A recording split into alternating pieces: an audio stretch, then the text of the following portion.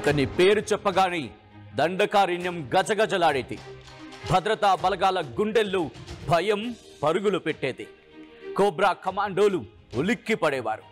భద్రతా బలగాలకు అతనొక రాక్షసుడైతే ఎంతోమంది ప్రజలకు ఆయనొక దేవుడు. కోట్లు కళ్ల ముందున్న ప్రజలు వారి హక్కులే ముఖ్యమని చావనైనా చస్తా కానీ ఎట్టి పరిస్థితుల్లో లొంగిపోనంటూ ముందుకు సాగిన వ్యక్తి ఆయన.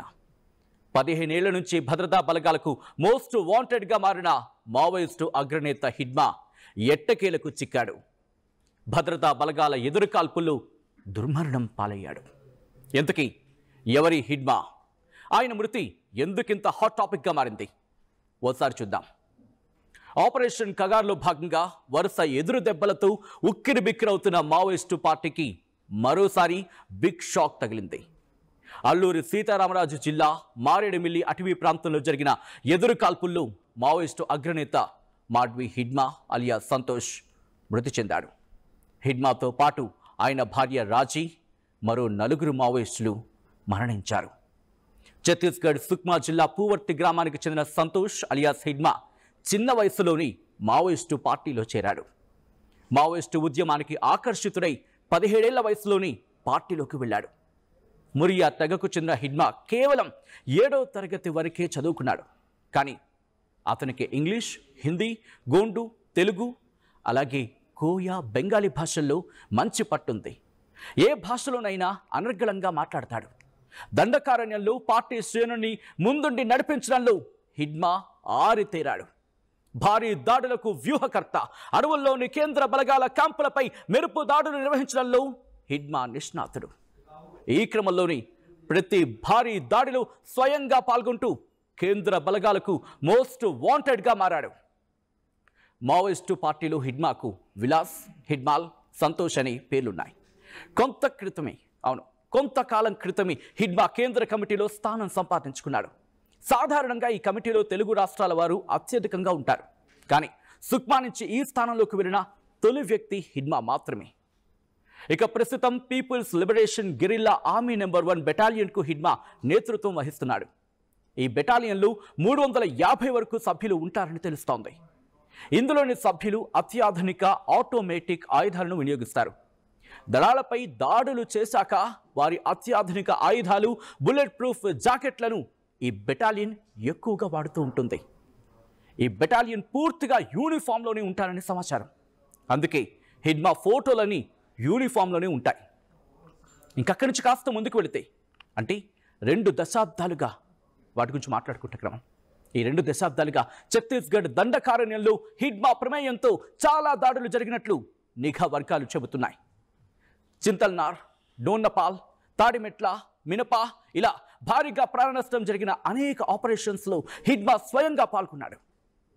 200 మందికి పైగా పోలీసుల మృతికి ప్రత్యక్షంగానూ పరోక్షంగానూ కారణమయ్యాడని తెలుస్తోంది. యుద్ధ నైపుణ్య మెలకువల్ని హిడ్మా క్యాడర్కు అలవోకగా నూరు పోస్తూ ఉంటాడు అనే పేరుంది. కుంగ్వింగ్ ఆపరేషన్స్లు నిర్వహించే బలగాలపై, సిఆర్పిఎఫ్ శిబిరాలపై మెరుపు దాడులు నిర్వహించడంలో కీలకంగా వ్యవహరిస్తూ ఉంటాడు.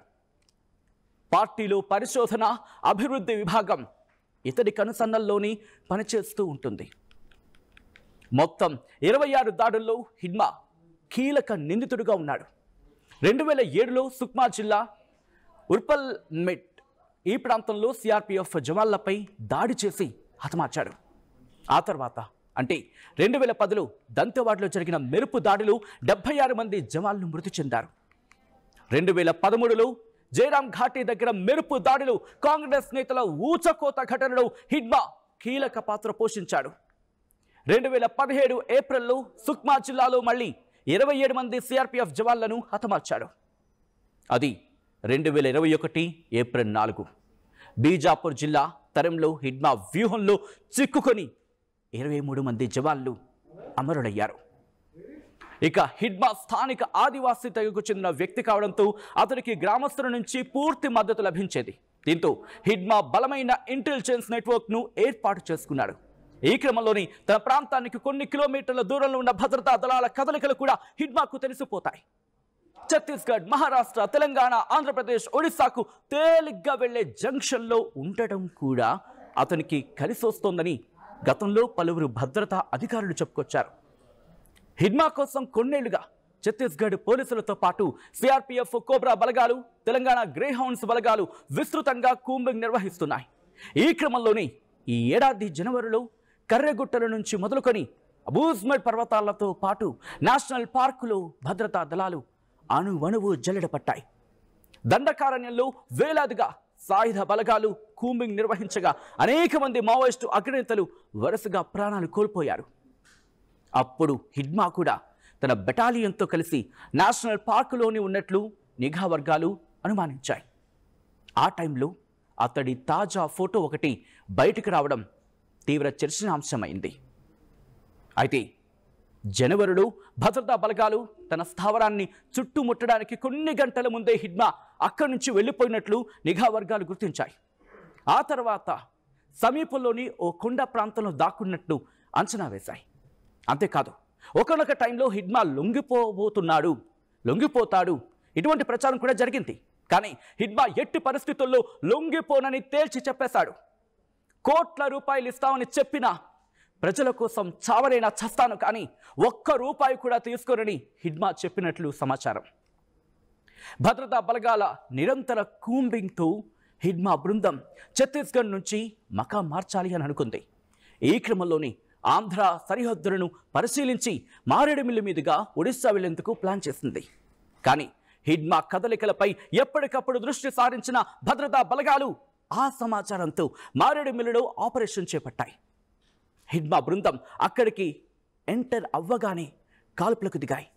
దీంతో హిడ్మాతో పాటు ఆయన భార్య రాజీ, మరో 4 మావోయిస్టులు మృతి చెందారు. మొత్తంగా మావోయిస్టు పార్టీలు భీకర గెరిల్లా దాడులకు వ్యూహకర్తగా పేరొందిన హిడ్మా మృతి చెందడం భద్రతా దళాలకు భారీ విజయంగా మారింది. Local to global news at your finger tips. మీ చేతిలో ఒక ఆయుధం. Download Raw TV app. Media legend Ravi Prakash is back.